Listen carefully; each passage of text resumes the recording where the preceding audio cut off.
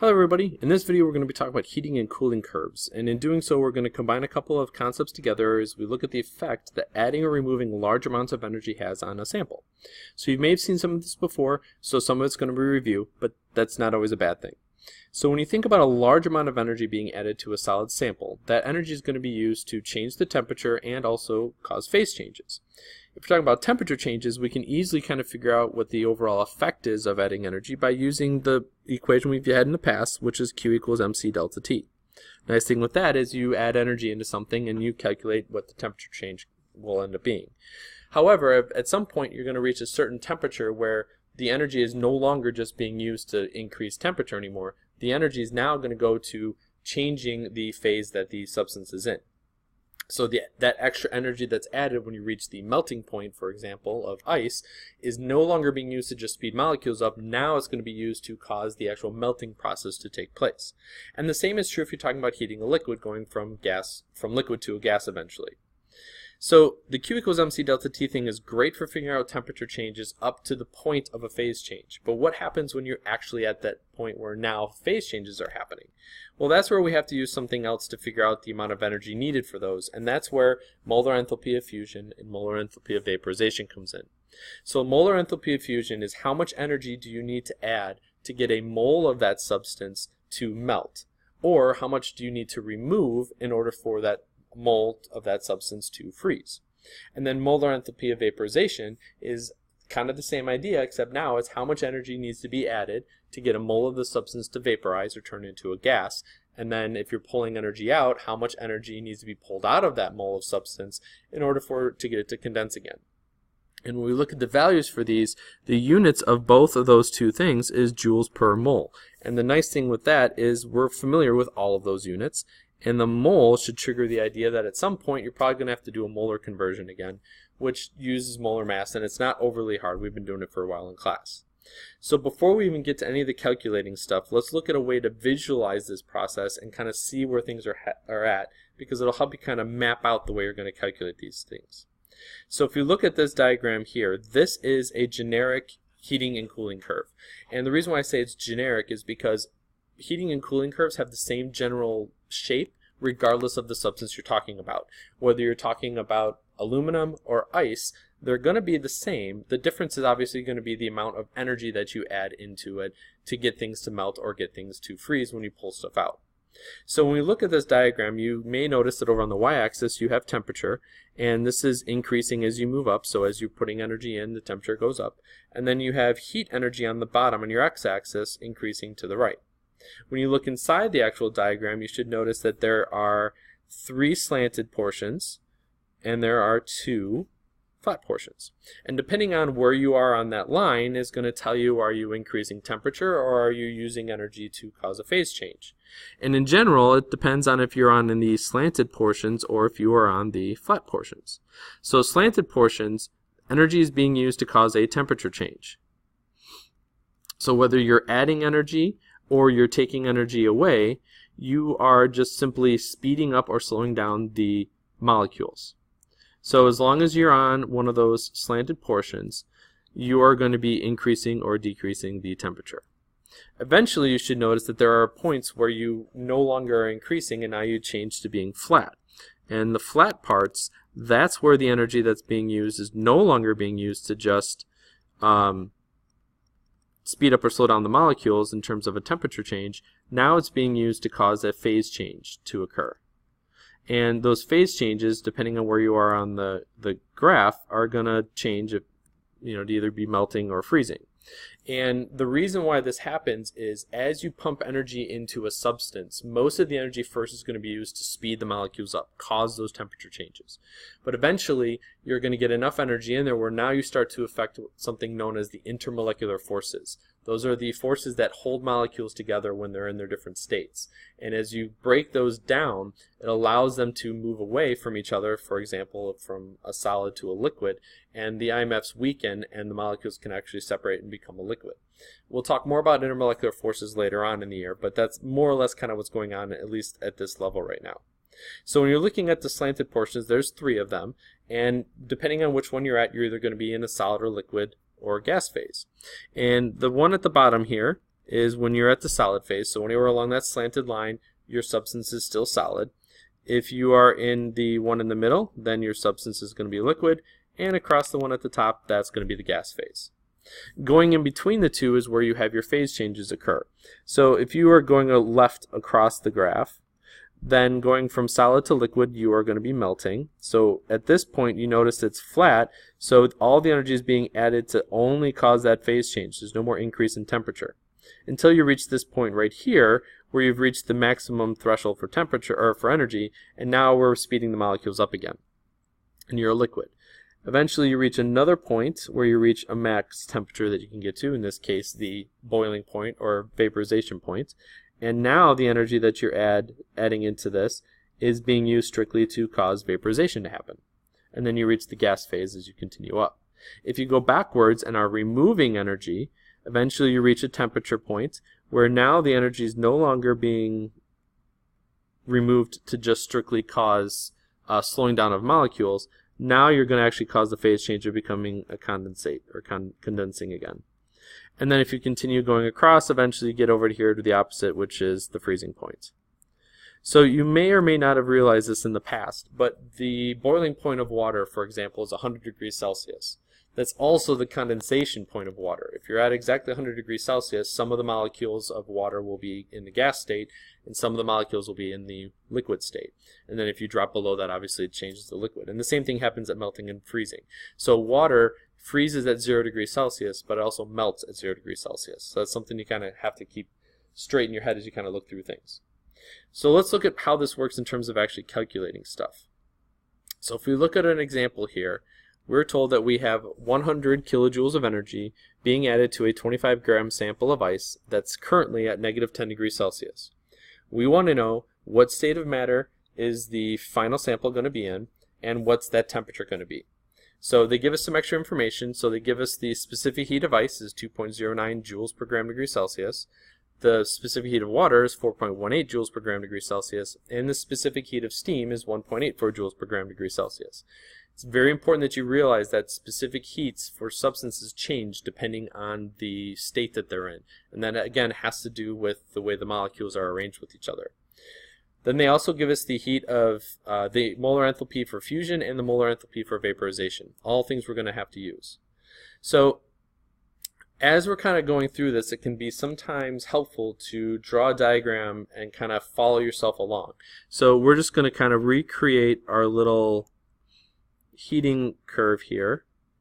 And we're not going to really fill anything in there, but it's going to help us kind of figure out what state we're in by looking at where we're starting.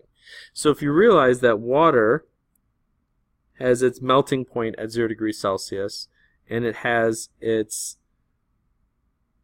so that would be over here as well, and then it has its boiling point at 100 degrees Celsius, and that's the same temperature on both ends. That's going to help you figure out, based on temperature, where your substance is at the end. So if we look, it says that we're starting with a 25-gram sample, and we're starting at negative 10 degrees Celsius. So let's just say we're kind of starting right here. So if we look at this, we have a certain amount of energy that's being used to raise the temperature first from negative 10 degrees Celsius up to our melting point, which is 0 degrees Celsius. So we need to figure out how much energy is needed for that initial little temperature change to take place. So the first thing we're going to do is we're going to actually use Q equals MC delta T. Q is what we're trying to figure out. The mass we know is 25 grams. Our specific heat at this point were ice, so we're going to use the 2.09 joules per gram degree Celsius. And our temperature change is going to go from our initial temperature of negative 10 degrees Celsius to our final temperature of 0 degrees Celsius. And that's probably one of the more confusing parts to this, is realizing that your temperature change is happening in a couple spots. And first, it's starting right here. If we go through and calculate this, the Q for this comes out to be equal to 522.5 joules. We'll do the rounding at the end, at the very end. So just to kind of keep track of this, we got to figure out what our energy total is. So remember, they told us that we had 100 kilojoules of energy being used. Well, since we're doing everything in joules, let's figure out that comes out to be 100,000 joules of energy. So that's kind of our start. So right now, we've used 522.5 joules of energy. So we still have quite a bit left to go. So we started here, we moved through this little phase. Now we're going to figure out how much energy is being used to go from here to here. To do that, we need to use our heat of fusion for this, because now we're no longer just talking about a straight up temperature change. All of our energy is being used to melt. We want to know how much energy. So our second step we're going to do is we're not going to use the Q equals mc delta T anymore. Now we're going to use the fact that the delta H we're looking at is going to be equal to our heat of fusion, which is 6,010 joules per mole, as given to us in the problem. And we just need to multiply that by the amount of moles of water that we have. So I'm going to combine the two steps together and say, well, I know I have 25 grams of water, and the molar mass of water, as you may recall, is 18.01 grams per mole. So if we do that little calculation there, we can kind of combine some steps together.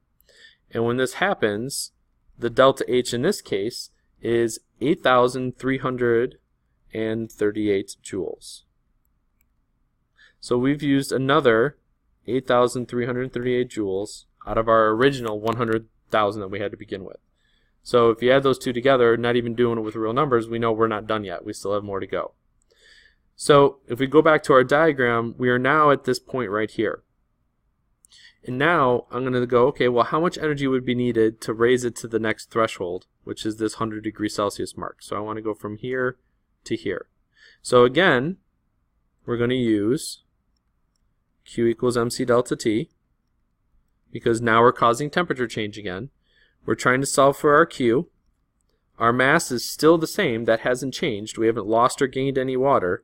So we're still at 25 grams.